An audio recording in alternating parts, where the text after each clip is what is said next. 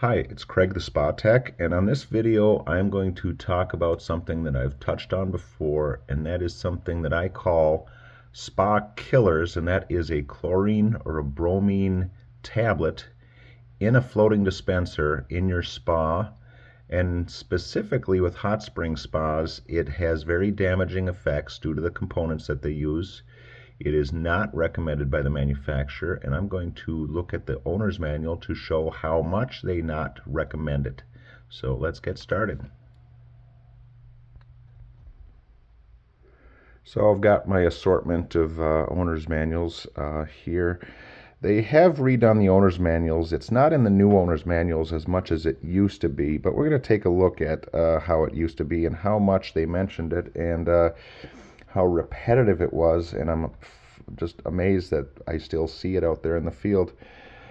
Let's get started on the manual here. Maintaining the sanitizer level. Watkins recommends only the following sanitizers: sodium dichlor, that's a granular chlorine; brominating concentrate, that's a one-step granular bromine; and Aquaspa, that's a liquid-based peroxide-based sanitizer. That's if you have a really sensitive reaction to chlorine or bromine, so I wouldn't recommend Aqua unless that occurs. It's not a very effective sanitizer, but it's gentle. Okay, let's start with the warnings. Do not use trichlorchlorine, that's a chlorine tablet; bromochloromethylhydantin, BCDMH, that's a bromine tablet; or any type of compressed bromine or chlorine, any type of sanitizer which is not recommended by Watkins. Okay, so they establish what trichlor and BCDMH is. It's chlorine and bromine tablets. All right, let's flip through. Here we go. There are several forms of stabilized chlorine available. Use of an incorrect product, such as trichlor, will cause damage to your spa. Use of a liquid or any type of compressed bromine or chlorine, any type of sanitizer which is not recommended, will damage your spa and is specifically not covered under the terms of the warranty. Okay, so it's in there again. Oh, here we go. Do's and don'ts. Don't use compressed sanitizers. Okay. Don't use a floater type sanitation system as a low or no maintenance solution to your spa maintenance program.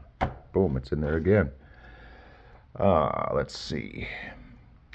Automatic floating dispensers have a tendency to either overbrominate or underbrominate, overbrominate, as the rate of erosion varies greatly. Damage to the spa and cover can occur quickly. See, what happens here is if you have that floater in there and you get in a habit of not testing your water with the test strips, because this floater kind of has a set it and forget it mentality to it, and what happens is over the weeks and weeks and weeks, your alkalinity and pH tend to drift low, and if you put a test strip in after having not tested it for a while, your pH has drifted way down on the low end, the acidic range. Well, if your pH is down below 6.2, your water is acidic and corrosive, and you are dissolving those tablets at an exponential rate. So this whole mentality that comes with this set it and forget it floater is just, it's just part of the equation here. All right, I forget where I left off here. Watkins does not recommend the use of any floating chemical dispenser. Question: why can't I use a floater to sanitize my spa water?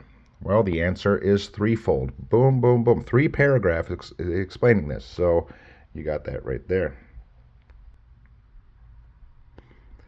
All right. Question: why isn't water chemistry damage covered by the warranty? Well, it talks about chemical levels and basic care. All right, so that covers why it'll void your warranty, but not as much as acts invalidating a warranty. All right. Damage to the spa surface caused by the use of trichlorochlorine, BCDMH, chemical tablets in a floater, are not recommended by Watkins. These are considered abuses and may invalidate the warranty. So it is in there again and again and again. It's in here once, twice, 3, 4, 5, 6, 7, 8, 9,